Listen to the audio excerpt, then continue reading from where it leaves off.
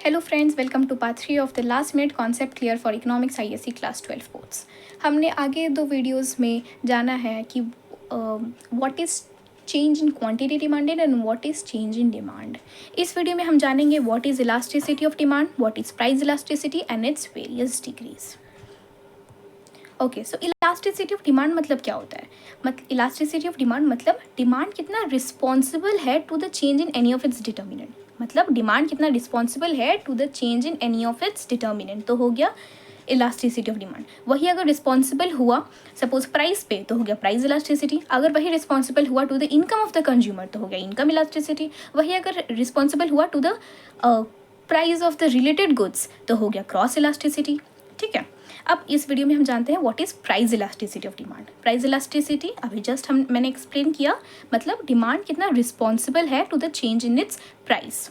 Okay, change in the price of the commodity.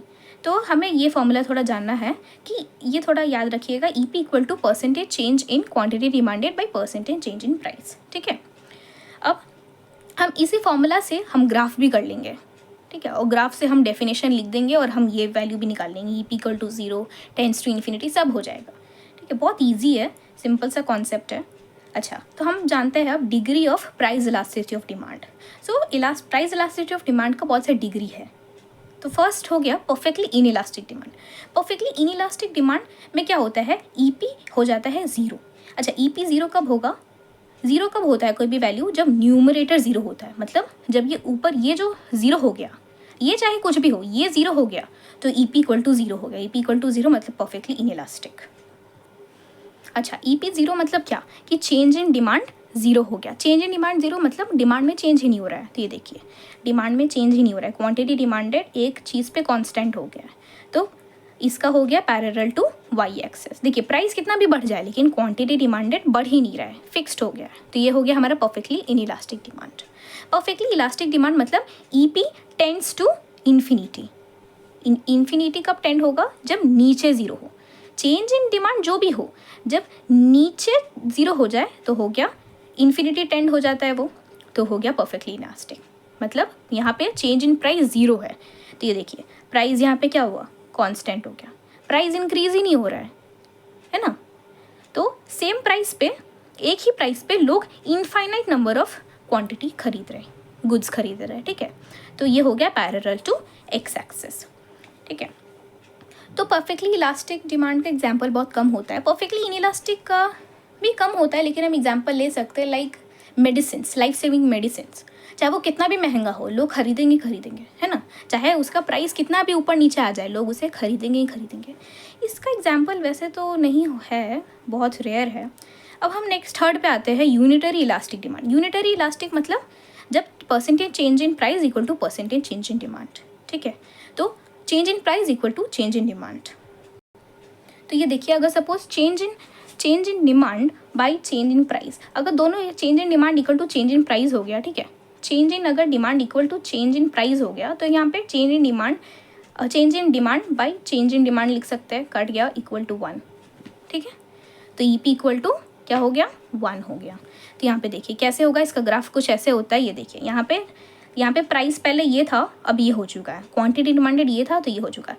ये जो difference है और ये जो डिफरेंस है ये सेम है, तो यहाँ पे हो गया ये दोनों सेम है, तो EP इक्वल टू 1 हो गया। ठीक है, वैसे ये याद रखिएगा, ये एक रेक्टेंगुलर हाइपरबोला होता है। ठीक है, रेक्टेंगुलर हाइपरबोला मतलब ये कभी भी यहाँ पे टच नहीं करेगा, कभी भी एक्स एक्सिस वाई एक्सिस को टच नहीं करेगा।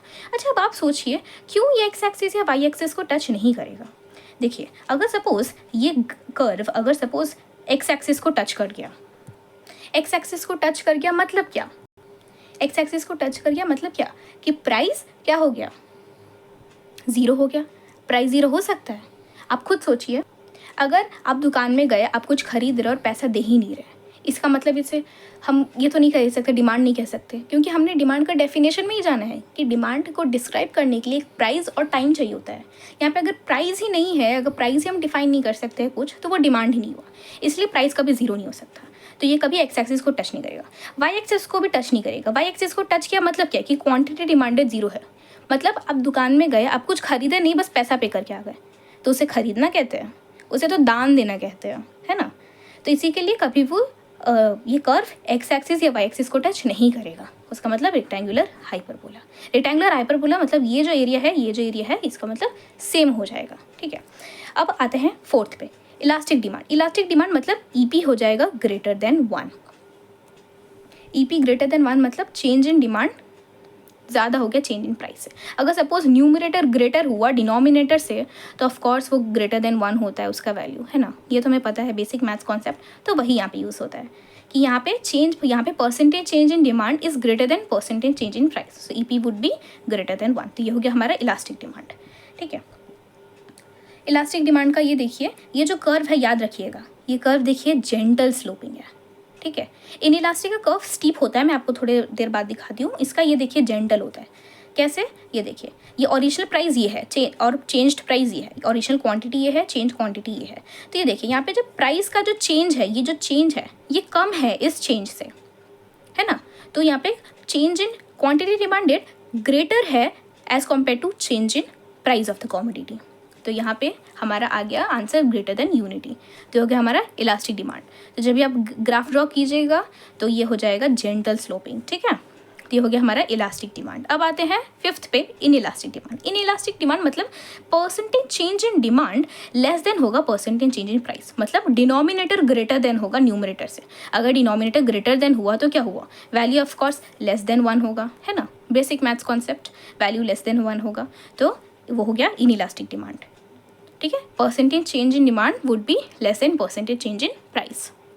ये देखिए, मैं आपको गई थी, मैं आपको ग्राफ दिखाऊंगी, ये देखिए इसका स्टीप स्लोप है। यहाँ पे देखिए ये ओरिजिनल प्राइस है और ये ओरिजिनल क्वांटिटी है, ये चेंज प्राइस है, चेंज क्वांटिटी है। ये देखिए यहाँ पे ओरिजिनल, यहाँ पे जो प्राइस चेंज हो रहा है वो ग्रेटर है, इसका डिस्टेंस ग्रेटर है और इसका डिस्टेंस कम है, तो यहाँ पे क्या हुआ, परसेंटेज चेंज इन प्राइस ज़्यादा हुआ परसेंटेज चेंज इन डिमांड से, ठीक है। तो ये हो गया लेस देन 1, ठीक है। तो वो हो गया हमारा इन इलास्टिक डिमांड। थोड़ा एग्जाम्पल जान लेते हैं। वैसे आपको यूनिटरी का बहुत कम एग्जाम्पल मिलेगा, बहुत रेयर केसेस होते हैं, लेकिन इलास्टिक का मिल जाएगा। सपोज लग्जरी गुड्स, अगर सपोज लग्जरी गुड का हल्का भी प्राइस चेंज होगा तो लोग कितना रश करते हैं वो खरीदने के लिए। सपोज आपको लोगों को सोफ़ा खरीदना है, ठीक है, सोफ़ा का अगर हल्का सा भी प्राइस गिरेगा लोग दौड़ के सोफ़ा खरीद लेंगे, है ना। तो वो हो गया इलास्टिक डिमांड। तो लग्जरी गुड का जो डिमांड होता है वो इलास्टिक होता है। अब सपोज बेसिक नेसेसिटीज़ का डिमांड इन इलास्टिक होता है, ठीक है। सपोज बेसिक नेसेसिटीज, सपोज चावल दाल ये सब, इसका अगर प्राइस बढ़ भी जाए थोड़ा बहुत तब भी लोग उसे खरीदेंगे क्योंकि ये बेसिक है, ठीक है, तब भी आप खरीदेंगे। थोड़ा सा अगर प्राइस बढ़ जाए तो क्या आप चावल दाल नहीं खरीदेंगे, खाना नहीं खाएंगे, खाएंगे ही। तो वो हो गया इन इलास्टिक डिमांड। तो बेसिक नेसेसिटीज़ का डिमांड कैसा है, इन इलास्टिक, और लग्जरी गुड्स का डिमांड कैसा है, इलास्टिक, ठीक है। तो आई थिंक आई होप कि मैं आपको कॉन्सेप्ट्स क्लियर कर पाई हूँ, मैं आपको समझा पाई हूँ। तो thank you very much for watching my video and please like share subscribe comment, please आप मुझे लाइक कीजिए और सब्सक्राइब कीजिए ताकि मैं मोटिवेटेड फील करूँ कि मैं ये सीरीज़ कंटिन्यू करूँ, ठीक है। ऐसा नहीं कि मैं बोर्ड्स नहीं दे रही, मेरा भी क्लास 12 का बोर्ड्स चल रहा है, तो मैं सोची मेरा ये सब कॉन्सेप्ट क्लियर है, तो मैं सोची क्यों ना अपने ही एज के बच्चों का हेल्प करूँ। तो इसी के लिए मैं सोची क्यों ना चलो वीडियो ही थोड़ा बहुत अपलोड कर लिया जाए। तो प्लीज़ आप मुझे लाइक कीजिए, प्लीज़ आप मेरे वीडियोस को सब्सक्राइब कीजिए ताकि मुझे मोटिवेटेड फील हो कि मैं ये सीरीज़ कंटिन्यू कर पाऊँ। Thank you very much for watching my video, thank you.